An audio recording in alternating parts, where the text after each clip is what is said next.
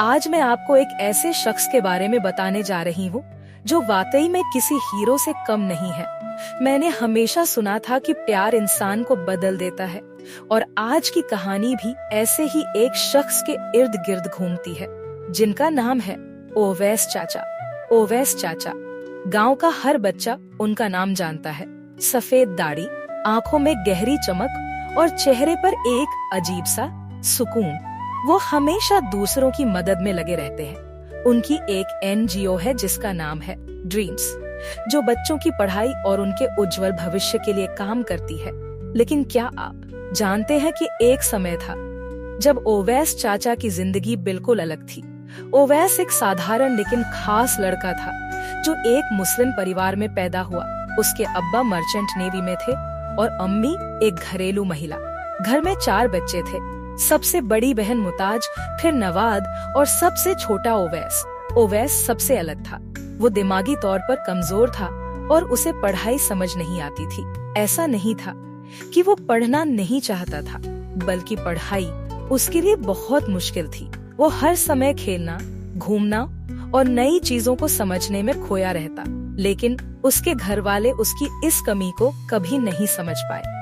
अब्बा और अम्मी उसे पढ़ाई के लिए मारते पीटते और दूसरी तरफ उसके भाई बहनों को प्यार और दुलार मिलता। ओवैस घर में रहकर भी खुद को अजनबी महसूस करता। उसे डिस्लेक्सिया नामक बीमारी थी जिससे उसकी पढ़ाई और समझने की क्षमता प्रभावित थी। धीरे धीरे ओवैस 16 साल का हो गया, लेकिन उसकी हालत वही रही। एक दिन अब्बा ने गुस्से में आकर उसे घर से बाहर निकाल दिया। जेब में न पैसे थे न सर पर छत, मगर ओवैस को पहली बार आजादी महसूस हुई। उसने छोटे मोटे काम करने शुरू किए। इसी दौरान उसकी जान पहचान कुछ गलत लोगों से हो गई और वो छोटे मोटे अपराध करने लगा। कुछ ही समय में वो एक जाना माना बदमाश बन गया। उसके पास पैसे की कमी नहीं थी, लेकिन अंदर से वो हमेशा खाली महसूस करता। उसे वो सुकून नहीं मिला जिसकी उसे तलाश थी। एक दिन ओवैस एक चाय की दुकान पर बैठा चाय पी रहा था। तभी उसकी नजर एक खूबसूरत लड़की पर पड़ी। वो लड़की उसे घूर रही थी।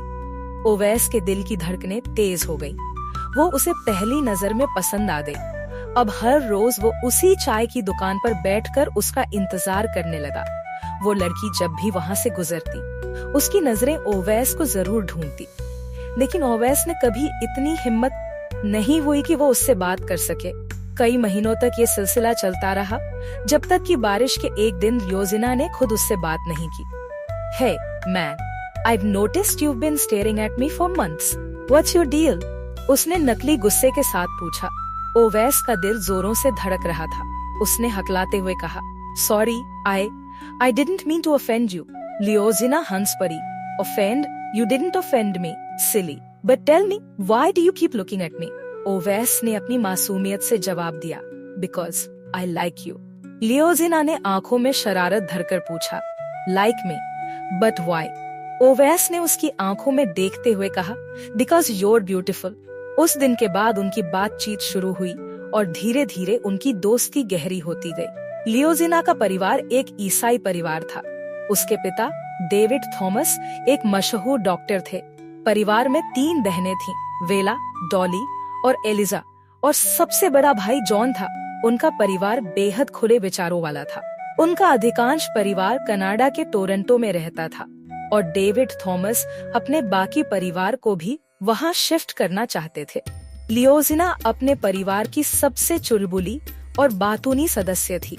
उसकी जिंदगी में प्यार और खुशियां थीं, लेकिन ओवैस से मिलने के बाद उसकी दुनिया और रंगीन हो गई थी। ओवैस, जिसने हमेशा खुद को नकारा हुआ महसूस किया था, पहली बार खुद पर यकीन करना सीख रहा था। लियोजिना ने उसे जिंदगी का असली मतलब समझाया। ओवैस, अपने लिए तो सब जीते हैं, हमको दूसरे लोगों का हेल्प करना मांगता। मैन, लियोजिना हमेशा इसी तरह की बातें किया करती। ओवैस ने अपने आप को बदलना शुरू कर दिया। उसने अपराध की दुनिया को छोड़ दिया। अब वह काम करता और गरीब बच्चों को खेलना और पढ़ना सिखाता। उसकी जिंदगी में लियोजिना ने नई रोशनी भर दी थी, लेकिन यह खुशी ज्यादा दिनों तक नहीं टिक सकी। एक दिन डेविड थॉमस ने अपने परिवार को बताया कि बिजनेस के सिलसिले में उन्हें हमेशा के लिए कनाडा शिफ्ट होना होगा। यह सुनते ही लियोजिना और ओवैस की दुनिया बिखर गई। लियोजिना ने ओवैस से कहा, आई कैंट लीव यू ओवे, but I can't leave my family either. Owais ने उसकी आंखों में आंसू देखे और कहा, go Leozina, your happiness matters more to me than my own. उस रात दोनों ने एक दूसरे को कसकर गले लगाया। अगले दिन लियोजिना अपने परिवार के साथ कनाडा चली गई। ओवैस ने उसे जाते हुए देखा, मगर उसे रोकने की हिम्मत नहीं जुटा सका। लियोजिना के जाने के बाद ओवैस फिर से अकेला हो गया, मगर इस बार उसने अपनी जिंदगी को बेकार नहीं जाने दिया। उसने ड्रीम्स नामक एक एनजीओ की शुरुआत की, जहां वह डिसलेक्सिया के बारे में लोगों को जागरूक करते हैं। डिसलेक्सिया एक न्यूरोलॉजिकल स्थिति है जो बच्चों और वयस्कों दोनों को प्रभावित करती है। इसे आमतौर पर पढ़ने लिखने की समस्या के रूप में जाना जाता है, लेकिन यह वास्तव में मस्तिष्क के उस हिस्से से जुड़ी होती है जो भाषा को प्रोसेस करता है। डिसलेक्सिया वाले बच्चों को पढ़ने, लिखने, शब्दों को पहचानने और वर्तनी स्पेलिंग में कठिनाई होती है। हालांकि यह कोई मानसिक कमजोरी नहीं है। डिसलेक्सिया वाले बच्चे अक्सर अन्य क्षेत्रों में काफी बुद्धिमान और रचनात्मक होते हैं। डिसलेक्सिया वाले कई लोग अपने क्षेत्रों में सफल हुए हैं। उदाहरण के तौर पर महान वैज्ञानिक अल्बर्ट आइंस्टीन, लेखक अगाथा क्रिस्टी और हॉलीवुड अभिनेता टॉम क्रूज को भी डिसलेक्सिया था। यह समस्या बच्चों को रोक नहीं सकती, बल्कि उनके लिए एक नई दिशा प्रदान कर सकती है। हर बच्चा खास होता है, थोड़े प्रयास और प्यार से डिसलेक्सिया वाले बच्चे भी अपनी पूरी क्षमता तक पहुंच सकते हैं। समाज को इस स्थिति को समझना और स्वीकार करना चाहिए, ताकि ये बच्चे भी अपनी पहचान बना सकें, और गरीब बच्चों को शिक्षा और बेहतर भविष्य देने का काम करता है। उसने अपना पूरा जीवन समाज सेवा के लिए समर्पित कर दिया। आज 60 साल के हो चुके ओवैस को लोग ओवैस चाचा कहते हैं। उनकी आंखों में अब भी वही अधूरी मोहब्बत झलकती है। उन्होंने कभी शादी नहीं की। जब लोग उनसे पूछते हैं, चाचा आपने शादी नहीं की, शादी क्यों नहीं की, तो वह मुस्कुराकर जवाब देते हैं, true love never dies and neither do its memories. बारिश के दिनों में जब ओवैस चाचा अपनी छतरी के नीचे अकेले खड़े होते हैं, तो ऐसा लगता है जैसे वो लियोजिना को महसूस कर रहे हों। उनकी अधूरी मोहब्बत ने उन्हें तोड़ने के बजाय एक बेहतर इंसान बना दिया।